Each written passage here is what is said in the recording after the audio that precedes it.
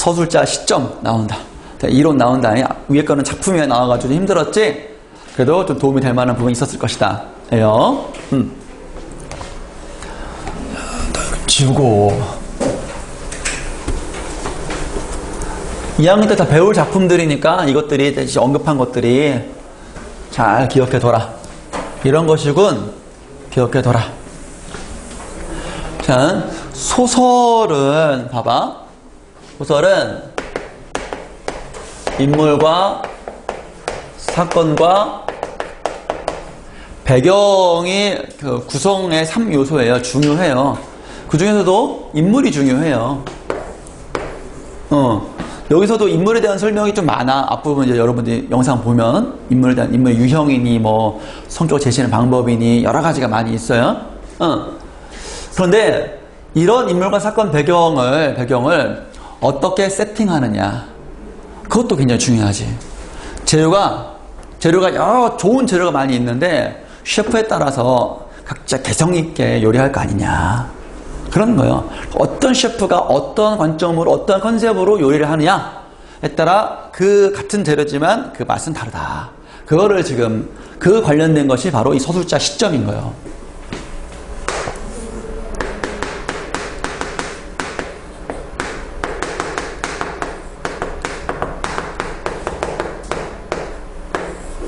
그래서 이런 것들 우리가 흔히 서술 방식 관련된 거라 하거든. 서술자의 서술 방식에 대한 거.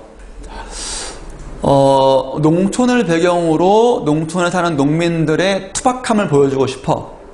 응? 작가가 의도가 보여주고 싶어. 사투리를 쓰는 거지. 비속어를 쓰는 거지. 그런 컨셉인데 양복 쫙 빼입고 표준어 써봐. 아우, 그런 거예요. 그러한 전략이 이런 거예요. 방식. 반드시 나오는 거예요. 소설에서는. 이런 게. 응? 굉장히 많아. 서술 방식 이런 것들이. 다 공부하게 될 것이다. 자, 이런 목표로 이 부분 보시고, 서술자는 이야기를 전하는 사람이야. 노파심에도 말하지만 작가와 동일한 존재가 아니야. 이건 시도 마찬가지야. 시인과 화자는 동일한 인물이 아니야.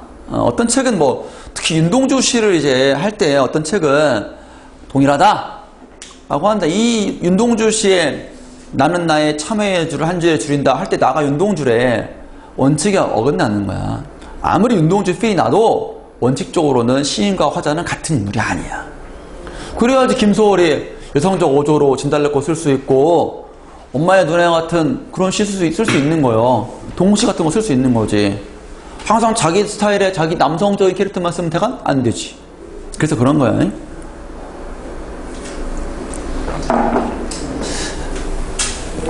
여기서는 시점인데 소설의 시점을 파악할 줄 알아야 돼. 응? 1인칭이냐 3인칭이냐 2인칭은 없어. 교과서에 없어. 1인칭이냐 3인칭이냐 주인공이냐 관찰자냐 전작이냐 자가 관찰자냐를 한 방에 파악할 수 있어야 돼. 쉽지만은 않을 거야. 연습을 좀 해야 돼. 이런 것들은 이제 쌤이 그 2부에서 소설 파트에 가면 간단한 작품으로 많이 확인해 볼 수 있을 거야. 그런 게 좀 익숙해질 필요가 있어. 자, 다시 말하지만 여기 봐봐. 동아야들아. 찬홍아 여기 봐봐. 다시 말하지만 검객이야. 엑스칼리버가 있어. 휘두르잖아. 고수가 하면 잘려. 그냥 했는데 고수가 하면 이것도 잘리는 거예요. 칼이 좋으니까. 고수가 하면 잘려. 근데 하수가 하면 똑같은 힘과 강도로 똑같은 각도 잘렸는데도 안 잘려. 칼이 부러져. 이상하지? 왜 그런가? 숙련의 차이가 있는 거예요. 알게 모르게. 근육의 양도 다르고 정신이 기를 쓰는 것도 다르고. 그러지? 담금질을 했는데 1000번 담금질을 한 거 쇠하고 100번 흉내만 낸 거 하고 웬만큼 쓸 때는 그냥 고기 쓸 때는 큰 차이가 없게 느껴질 거예요. 그지?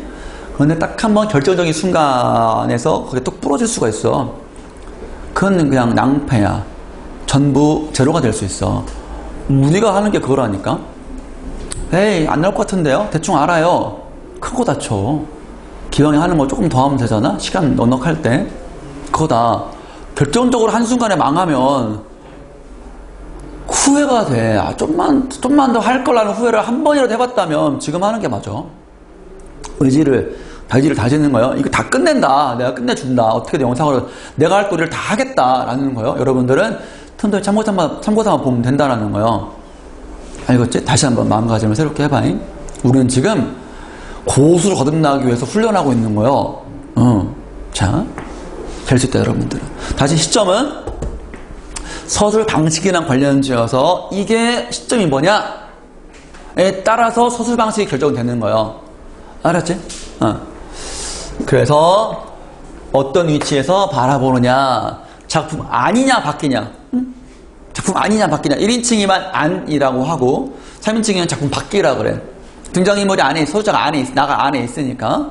근데 3인칭은 없어, 등장인물이. 근데 간혹 등장하기도 하지. 그거를 논평이라고 하는 거야. 개입이라고 하는 거야. 까지.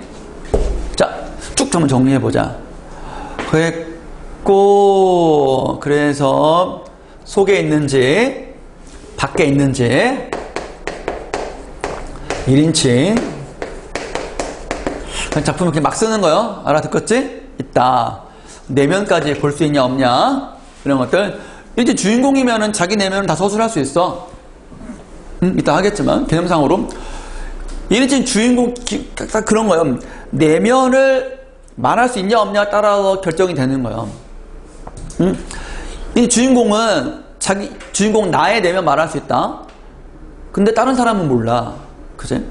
이 관찰자 역시 마찬가지야. 다른 사람의 내면 몰라. 나만 알아. 다만 이 관찰자는 관찰한 거니까 그 대상에 대해서 많이 관찰하니까 그 사람 서술이 많을 수밖에 없지. 그렇다고 해서 나의 얘기가 없냐? 그렇지는 않다라는 거예요. 애들이 착각을 하는 게 이제 주인공이니까 이제 주인공은 내 얘기 많이 한다. 이제 관찰자는 나는 없고 걔만 있다 라고 생각하는 거예요. 나도 있어.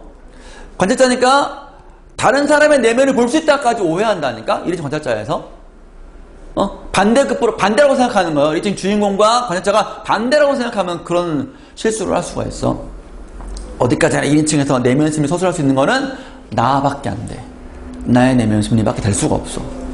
그러면 다른 사람은 간접적으로 제시하는 거지. 말과 행동 이런 것들을 통해서.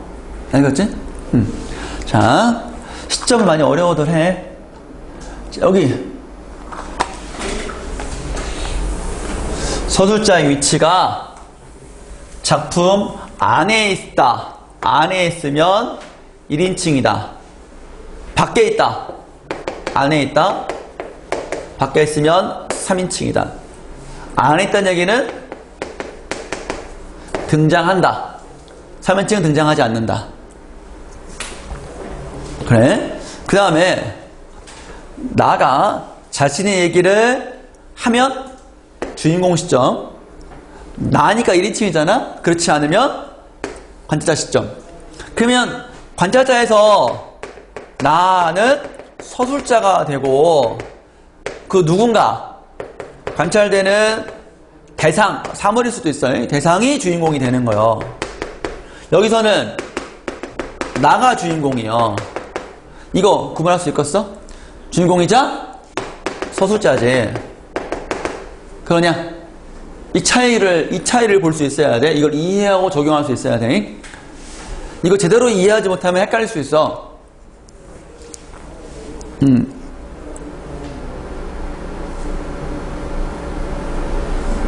그 다음 다 됐지? 그 다음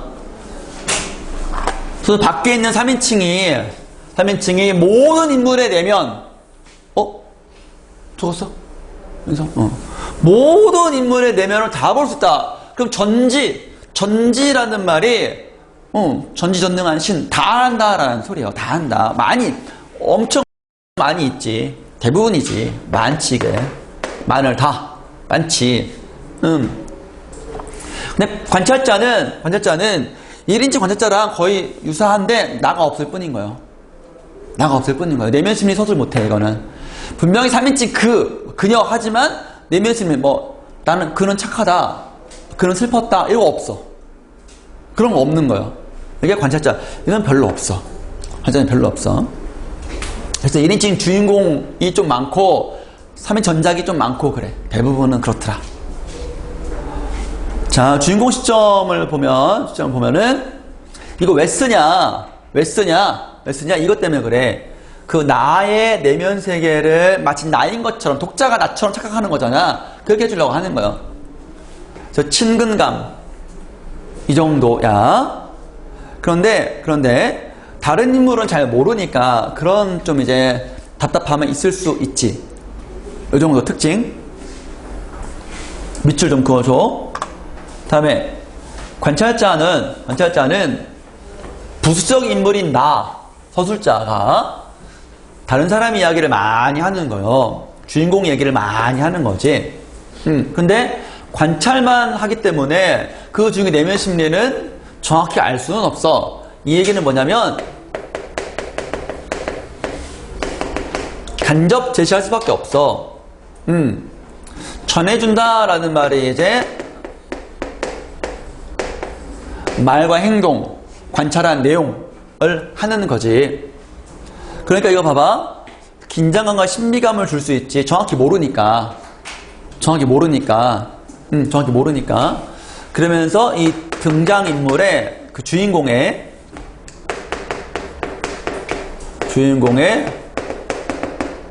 관심이 더 올라가는 거예요. 잘 모르니까.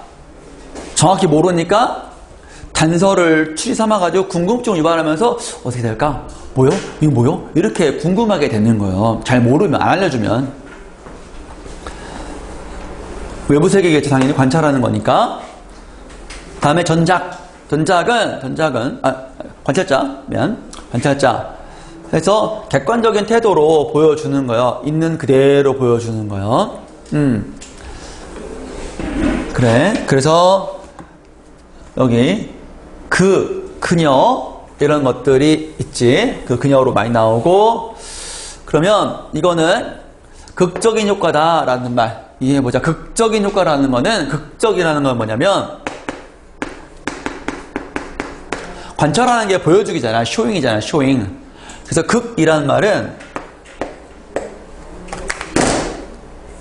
그래서 연극이 바로 등장인물의 대사, 행동을 관찰해서 저렇군이라고 판단하는 거잖아. 그러니까 그런 거라는 건 연극적 효과, 연극을 보는 것 같은 효과를 노린다. 그게 극적인 효과라고 하는 거예요. 관찰자에서는 가능하지, 이게. 이 정도. 극적 제시라고도 해. 보여주기. 극적 제시라고도 해. 그러니까 잘 안 알려주니까 이제 관찰자보다도 더 넓게 상상할 수 있지. 왜냐면 이 관찰자는 나가 관찰한 것만 가지고 상상의 나래를 펼칠 수 있는데 얘는 다 할 수 있는 거니까. 거의 풀어서 버렸으니까. 그 다음에 이제 전작은 다 알아. 다 설명할 수 있어. 그래서 내면 세계를 들어갔다. 그는 슬펐다. 딱 한 문장만 찾으면 돼. 그는 화가 났다. 전작 아니고서는 알 수 없어. 관찰로 어떻게 그걸 할 수 있어? 그는 얼굴이 울그락불그락 했다. 화났나? 이렇게 생각할 수 있는 게 관찰이고. 근데 전작은 그것도 가능한 거예요. 전작은 다 가능한 거예요. 관찰과 내면심이 다 말할 수 있는 게 전작인 거예요. 알았지? 분석적으로 제시하지. 그래서 설명이 많을 수 있어. 요약적 제시가 있는 요약적 제시도 있을 수 있어. 그러니까 작가의 인생을 사상관 전달하려는 목소리를 통해 이것이 바로 서술자의 개입. 판수력의 소설 같은 경우는 편집자도 논평도 가능하지. 그렇죠? 논평. 그래서 다 알려주니까 상상력을 제한할 수 있지. 관찰만 하면 궁금하니까 상상의 나를 펼치는데 알려주면은 그래 슬펐대? 그렇겠군 하고 넘어간다.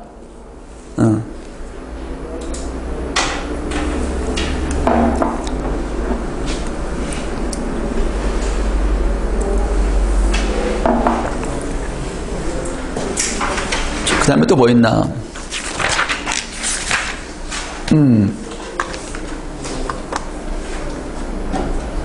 시점의 혼합 보면은 우리가 이런 거 많이 나오다. 선택지에서 하나 나와. 서술자를 교체했다. 주제의식을 심화했다. 뭐 그런 거 나오거든. 여러분이 봤던 문제의 대부분 다 오답이었어. 그게 교체 안 됐다. 대부분 안 된다. 쉬운 게 아니야. 관점을 바꾸는 거거든. 이거로 바꾸는 거야. 틀을 바꾸는 거야. 그게 쉬운 게 아니거든. 그래서 웬만하면 안 바꿔. 일관되게 가는 게 맞아. 근데 바꿀 만한 계제가 될 수 있어. 어떻게? 액자 같은 경우는 분리가 되잖아. 외부 액자와 내부 액자가 분리가 되어 있기 때문에 교체를 할 만한 물리적인 여건이 돼. 굳이 무리할 필요가 없어. 그치? 그래서 외부 액자는 보통 나가 많아, 나. 내가 어렸을 때 겪은 이야기다. 들어볼라남? 이런 식으로. 거꾸로 3인칭일 수도 있어. 3인칭, 3인칭이면은 그 내부는 1인칭으로 바뀌어. 나의 이야기로. 그러면 이제 1인칭 주인공 시점이면 당연히 그 1인칭 주인공 시점의 특징인 나의 내면 심리, 내가 보고도 느낀 것, 이런 것들이 중심으로 서도 되는 거지. 그렇게 있을 수 있어요. 내부 액자, 외부 액자. 그래가지고 보통 액자 같은 경우에 함정을 파는 게 뭐냐면 본문만 보면은 액자인지 몰라. 근데 앞부분 줄거리 이런 거에 장난을 쳐. 거기 보면 3인칭이고 내부 본문을 보면 1인칭이거든. 그런 때 좀 장난칠 수가 있어. 근데 그럴라나? 여러분들 보는 게 액자가 있나? 없을걸? 없을까요? 그래.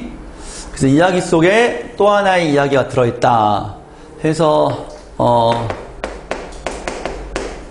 무녀도 김동리가 있고 또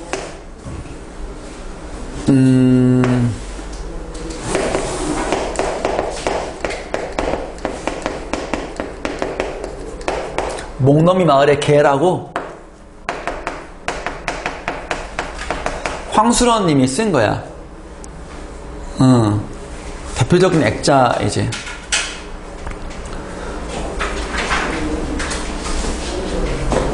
그래서 다 이제 1인칭에서 3인칭으로 바뀌어.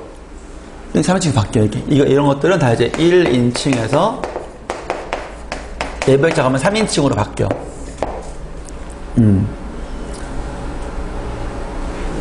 그래. 근데 똑같은 1, 3인칭의 혼용이라 하더라도 내부 액자, 외부 액자 딱 구분되는 것이 아니라 한 문단에서 이 부분은 1인칭이고 이 부분은 3인칭이 나올 수 있어. 그런 걸 찾기가 좀 쉽지는 않아. 근데 이게 대표적이더라. 유예 오상원. 나중에 본문 볼 때가 있을까요? 나가 나와. 나라는 말이 나와. 그리고 좀 뒤에, 몇 문장 뒤에 그의 걸음걸이는 또 뚜렷하다. 그게 나와. 그러니까 이건 내가 그때 뭐라고 설명했냐면, 유해가 상황이 지금 죽음을 앞두고 자신의 실존적 가치를 지키기 위해서 죽음을 당당히 맞이하는 거잖아. 그러니까, 최대한 그 상황에 처한 군 소위의 인물에 대해서 작가는 안에서, 밖에서 입체적으로 묘사해주고 싶은 거야. 중요하니까. 너무너무 간절하게 그거를 알려주고 싶으니까 작가의 의도는. 그러니까 하나만으로는 불가능한 거야, 그게. 불가능한 거야. 객관적으로도 보여주고 싶고, 마치 다큐처럼.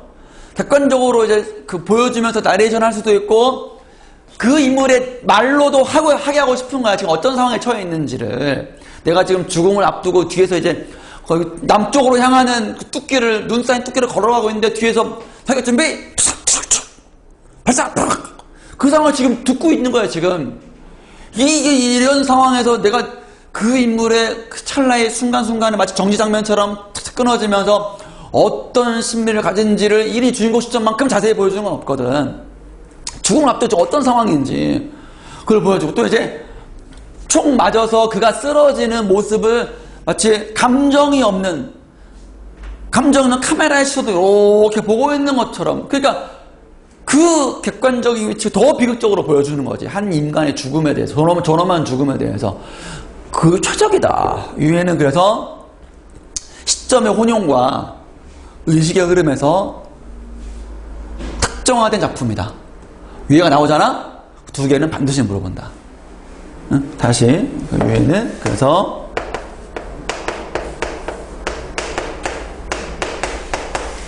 주인공 1인칭일 때 의식의 흐름이 많이 나오겠지. 막 내면 심리가 마구마구 나오겠지. 그리고 시점 혼합. 그리고 이제 내용상으로는 전후의 휴머니즘, 전후의 실존주의, 전쟁 후의 실존주의,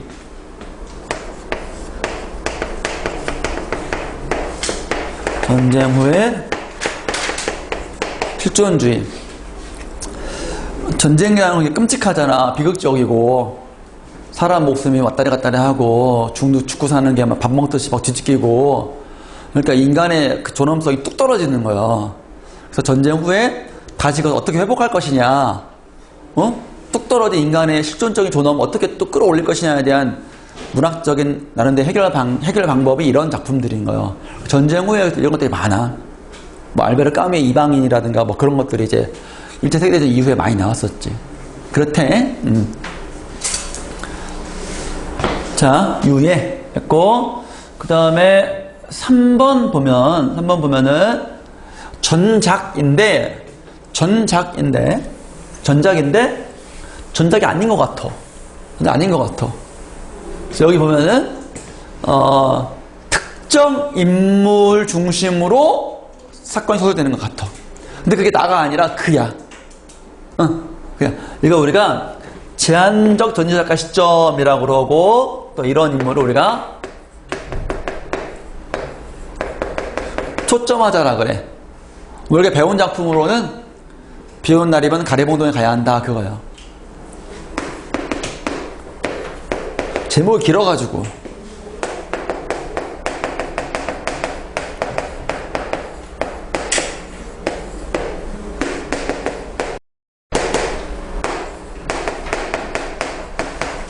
양 기자, 아까 마지막 당 나왔던 원미도 사람들의 한 작품이야. 그게 여러분 나중에 뭘 읽을까요 선생님? 읽고 싶은 거 하나 추천해 주세요 하면은 원미동 사람들. 금방금방 읽을 수 있어. 단편으로 구성되어 있으니까. 교과서나 모의고사에 많이 언급도 되었고. 여기에 보면 3인칭이야. 근데 그라는 집주인 중심으로 나와. 그의 내면 심리가 나와. 당연하지? 그 관찰한 게 나와. 그런데 그 관찰한 대상인 임씨나 아내나의 내면 심리는 나와 있지 않아. 이런 장면이지. 집주인이 일을 시켰어, 임씨한테. 근데 못 믿어. 좀 의심해. 그래가지고 의심스러운데 라고 집주인 그는 얘기를 해. 임씨가 좀 못마땅한데, 좀 의심스러운데, 무자격자가 하고 있고. 그런데 그런 걸 눈치를 임씨는 채지 않은데, 혹시라도 임씨는 이런 소설이니까 임씨는 집주인의 그런 행태에 대해 기분이 나빴다. 나도 열심히 일하는데 왜 나의 노력을 인정하지 않고 어떤 자격증 이런 것만 보는 걸까? 나는 그래도 열심히 일을 해야지. 이런 소설이 없어. 무슨 말인지 알겠지? 그래서 아무것도 없고 본다면 집주인 그의 일진 주인공 시점 같은 느낌을 주는 게 이거야. 초점화자에 의한 서술이야. 나중에 한번 보라고. 그의 내면 심리만 나와 있어. 다른 인물의 내면 심리는 안 나와. 3인칭임에도 불구하고. 그런데 관찰자는 아니야. 왜? 그의 내면 심리가 나오니까. 그래서 이런 것들을 제한적 전작이라고 하는 거야. 초점화자에 의한 서술이다라고 하는 거야. 이거 그냥 한번 한 적이 있었었어, 우리. 근데 나오면 어렵지, 자. 전작인데, 특정한 인물. 뭐지? 그것도 돼. 소설가 구보씨의 일일도 돼. 구보씨의 내면 심리가 나와. 구보씨의 일일도 돼. 그것도 관찰자 시점 일부 들어가야지. 자, 했고, 그 다음에 시문합 있고, 문체, 어조, 그 다음에 거의 다 끝났네. 아이고, 좀만 더 부지런히 힘냅시다. 그래요. 많이 아는 것 같은 느낌이 들면 일단 성공이고, 한 번 봐서는 안 되고, 두 번, 세 번 보고 해야 여러분들이 진가를 알게 될 것이다. 내신도 그렇고 수능 모의고사 볼 때도 이거 왠지 모르게 이전과는 다른 그런 느낌 같은 느낌, 잘 풀릴 것 같은 느낌이 들 것이다. 내가 그랬으니까. 대부분의 이걸 제대로 공부한 선배들이 그랬으니까 여러분도 그럴 것이다.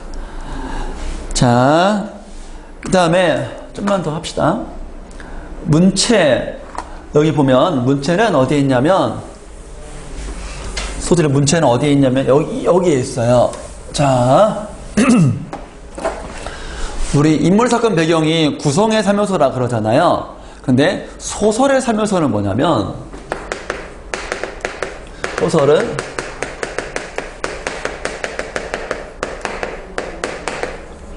문체라 그래요.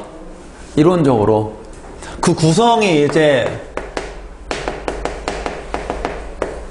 인물사건 배경인 거고, 문체가 하나의 스타일로 당당한 위치를 차지하는 게 바로 문체예요. 근데 문체는 그렇게 값어치는 크지만, 왜냐면 쓰는 거니까, 내용을 쓰는 거니까 굉장히 중요한 위치긴 해요. 근데 몇 개 안 돼. 왜냐면 사람의 말의 스타일이라는 게 그렇게 다양할 수가 없거든. 몇 개 안 되거든. 그래가지고 몇 개 정도만 외우기만 하면 돼요. 이해만 하면 돼요. 문장이라는 게 한자어를 많이 쓴다. 문체의 스타일입니다. 외래어를 많이 쓴다. 그래요. 고유어를 많이 쓴다. 그래요. 또 외래어 고유어를 섞어 쓴다. 그래요. 문장 짧다. 인정. 길어. 인정. 이런 것들이에요. 사투리, 비속어 많이 쓴다. 그것도 인정. 그런 것도 다 문체의 스타일에 해당하는 것이다. 여러분들이 원있는 스타일이 천차만별이잖아요. 다 나름대로 의미가 있는 거잖아.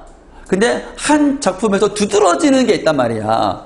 읽었는데 한자가 많아. 선택지 보니까 문체 특징 중에 한자를 많이 사용하여 생경한 느낌을 준다.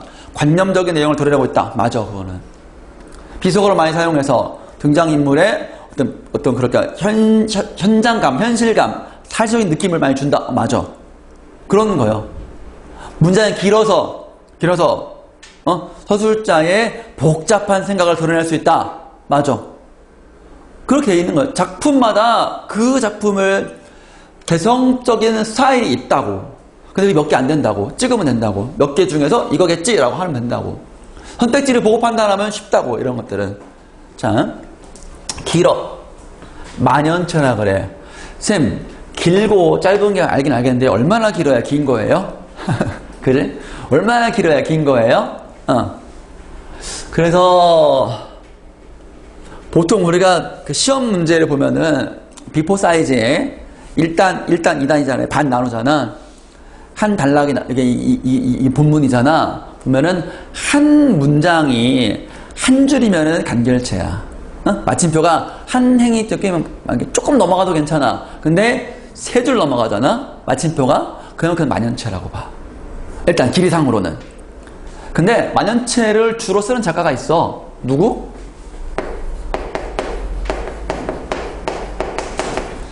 염상섭.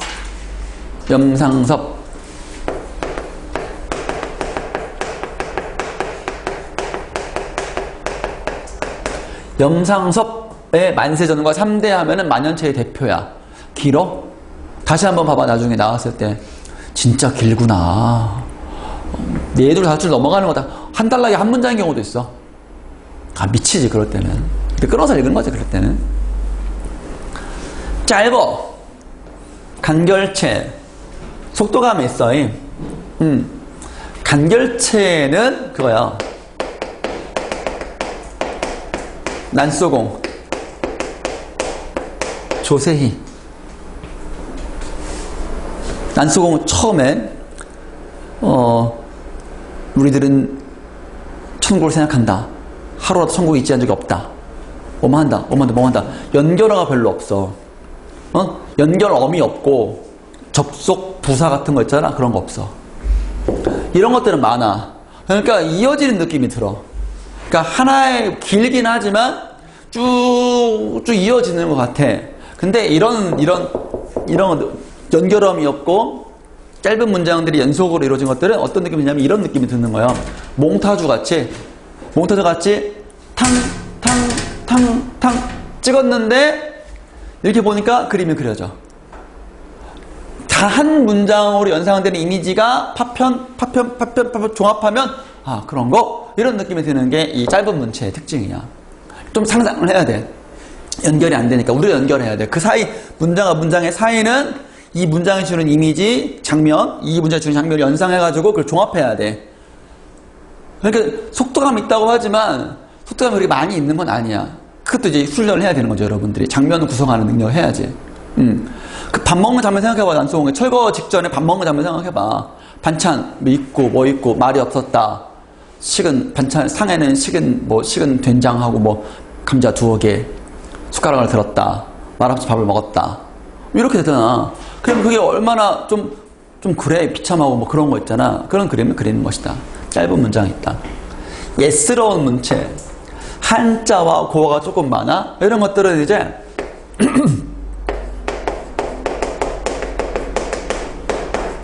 일락서산이라고 우리 왜 정규교재에서 왜 고향이 변해버려가지고 왕소나무 기억나? 기차를 타고 내려왔는데 막 없어져 버리고 상실감 느끼고 그런 소설 있었잖아. 관촌수필의 1번 작품 일락서산 보면은 한자가 많아. 할아버지 얘기 있어가지고 조선시 선비였던 할아버지 얘기 있어가지고 이런 게 좀 많아. 있는 곳 토속어, 방언, 비속어, 구사한 거, 사투리 저속한 표현, 향수적인 느낌을 주기도 하고, 특성, 조금 그렇지 소박하기도 하고, 좀 이제 낮은 그런 천민, 평민 그런 느낌을 주는 것도 이제 비속어 쓰면 욕설 쓰면 조금 이제 교양 있는 인물이라고 볼 수는 없지. 그렇지만 소탈하기도 해. 소탈한 거야. 꾸밈이 없고. 감정 그대로 드러내는 거니까. 이것도 이제 임문구님의 이 작품 중에서 이제 행운유수나 그런 것들도 많이 있지. 관촌수필.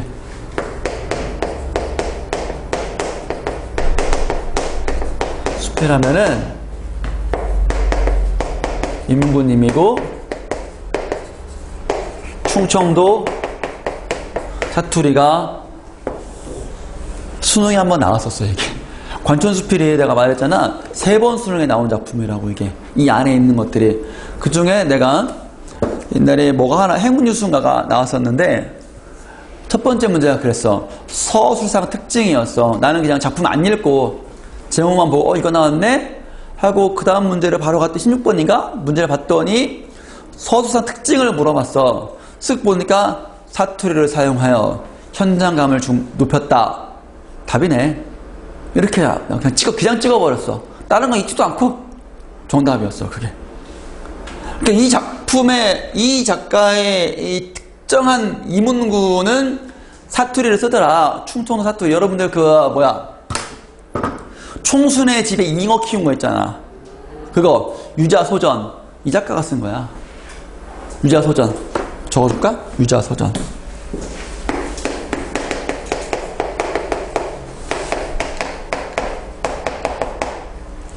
유재필 하고 그 총수와의 대화할 때 사투리 쓰고 이제 잡녀라 것들 비속어 쓰고 그런 것들인 거지. 그래서 이문구는 그런 스타일이 특징적이야. 사투리, 현장감, 소적인 정치 무조건 백발백중인 거지. 그런 것들이 이제 있을 수 있다. 감각적인 문체 어려워할 필요 없어. 시에서 감각적인 이미지 쓰잖아. 시각, 촉각, 후각, 미각, 청각, 후각 이런 거 있잖아. 소설도 일정한 특정한 사건이나 그런 것들을 제시하는 것보다 뭘 묘사하고 시각적으로 묘사하고 냄새 쓰고 마치 그림 그리듯이 그런 문장이 있다는 거예요. 그런 거를 감각적인 문체라 그래. 그래서 우리가 감각적인 문체라고 할 때에는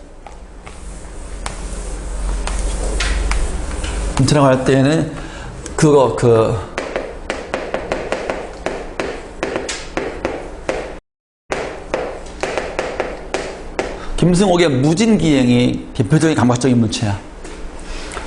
이 양반이 당시에 처음으로 감각적인 문체를 사용해서 소설을 썼어. 그래가지고 이 양반이 당시에 평단으로 어떤 평가받았냐면 감수성의 혁명이다. 대단하다. 처음에 시도했으니까. 그래가지고 재미는 없어. 딱히 갈등이 없고 그러니까 내용보다도 보여주기 위함을 치중했기 때문에 그래. 자, 어조. 소설에도 어조가 있고 시에도 어조가 있잖아.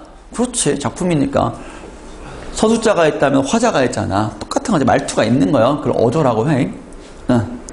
자, 그래서 여기서는 이제 그 인물에 대한 서술자의 태도 이런 것들을 어조를 통해서 드러내겠지?